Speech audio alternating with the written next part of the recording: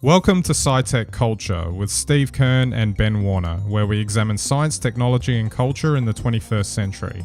Visit our website at scitechculture.com. Hello and welcome to SciTech Culture. My name is Ben Warner and I'm joined once again by my good friend and colleague Steve Kern. Switch off all your devices, Steve, because you might be getting recorded and then that might get used against you in court. How do you feel about that? Right, I've already deleted most of my apps, so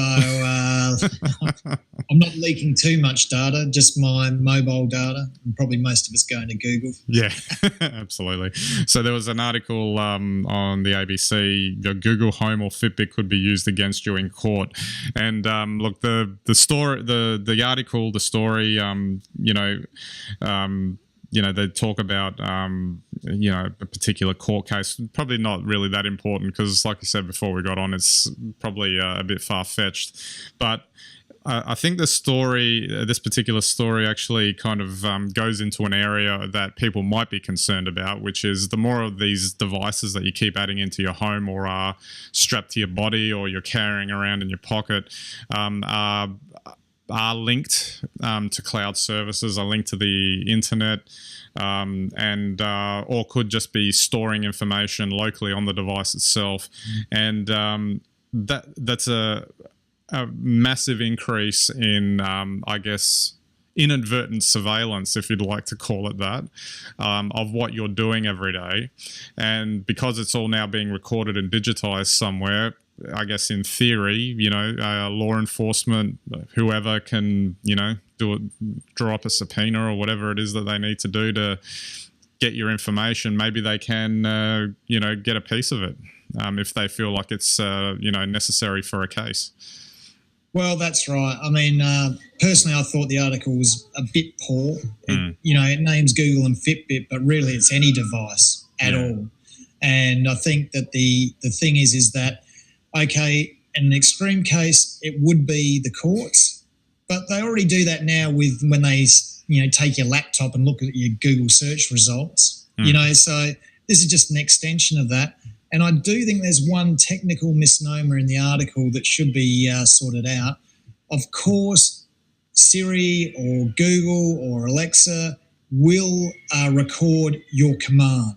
It will record and it will log it, especially if it has to search. So that will be in just like you would on a normal search engine.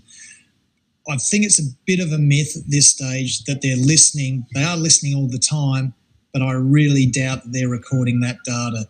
Maybe they're listening for key words, but they wouldn't be recording conversations or general conversations because it would just create more noise and more hassle for those search engines and those companies. So I think that aside, the surveillance thing, though, is still a big issue. Well, there's a couple of different ways to look at it. The idea of the collection of big data to be sort of analysed at a later point. So, the idea that collect everything, analyse later. So none of your information may ever get used, but it could be used if it pops up in some sort of related case or something that somebody's having a look at.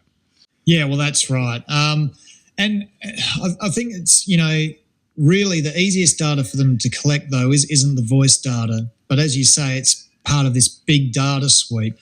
That means every time you post on Facebook, Facebook logs your coordinates by your phone towers. This is on a mobile device. If you walk around, you snap an Instagram image, that location is roughly recorded. Google search, any Google search anywhere, Google Maps, all of these things are logging where you are and what you're doing, which obviously one day could end up in a court case. So that's, a very powerful reason, but they're already using mobile phones to determine if people were in certain areas. Yeah. I don't think from a legal perspective this is really anything new, except it's an extension of what they're already doing with tech. But the much larger, issue, as you're saying, is that there's a lot of data about where you were, what you were doing at all times. And if you happen to be in the wrong place at the wrong time, which is also what the article points out, you may well get fingered for something that you had no idea about.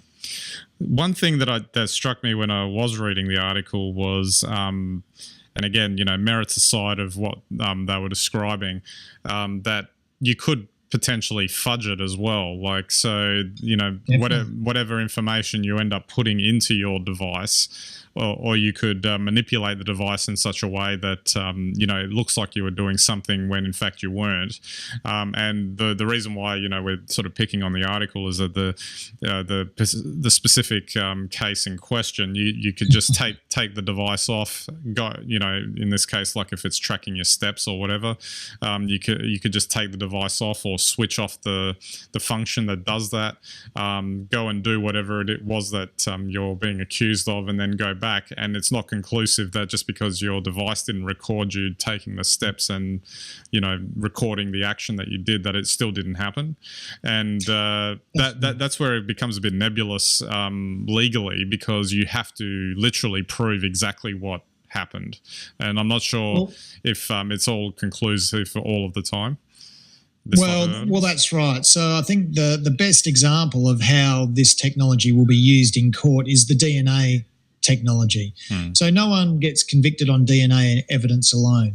If they cannot build a physical case and a reasonable motive and reason for you being there at that time, at that place to commit the crime, then the DNA evidence doesn't hold up. So if the only thing they've got is DNA evidence, unless they've got something else to corroborate, you with that crime, there is no crime. So the idea that, you can say, well, how can I, dispose of a dead body and then, somehow end up in court because of that? If you were associated with a dead body and, you'd done 45 Siri searches on how to dispose of a dead body, I'd suggest that you were worthy of some interest. I don't know. What do you think? Yeah, absolutely. I guess it's contextual, isn't it? That's right. And where it can help and where it doesn't, that's where it all kind of fits in. I guess finally, the more broader aspect of it, which is what would probably concern most people, is am I under surveillance, whether it's inadvertent or not? Is it wise to have all of these things? It's probably good to point out, and we've spoken about this before, that mobile phones have been tracking us for decades. It's been decades now since we've had them. So maybe they can, all of our devices that we can do now can do it in a more specific and targeted way, but it's not as if it's a totally new thing. And if you really are that concerned about a device tracking you, maybe you just don't buy them and don't use them. Well, that's right. I mean, all this data is going up and being logged. And as I say, it's mainly geo-positioning data, so like where you are, because that ties in very often to what you're doing and also what you could be sold because you happen to be near a store or an outlet or a restaurant. But, look, I'm sure this will become a much larger issue, kind of as the article does point out. But I'm not so sure that we need to worry about like being, fingered for murders because, we're all creative writers or something like that. Yeah, absolutely. All right, Steve, we'll wrap that one up there as we send this one to the cloud. Absolutely. All right, so don't forget our website, SciTechCulture.com. You can get all of our links and content there. You can watch our videos on YouTube and Vimeo, so I hope you enjoy them and enjoy our broader content on SciTechCulture.com. All right, so that's it for this episode. We'll catch you next time.